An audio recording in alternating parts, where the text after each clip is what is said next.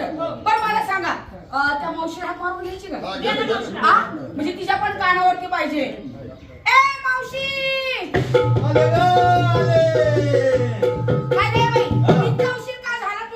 इतका उशीर झाला म्हणजे काय घरात देवपूजा चालू होती ना माझी, त्याच्यामुळे मला उशीर झाला.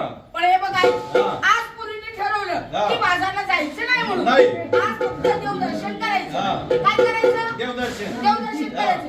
पुरीला विचार देवासाठी काय काय घेतलं. बरोबर. चला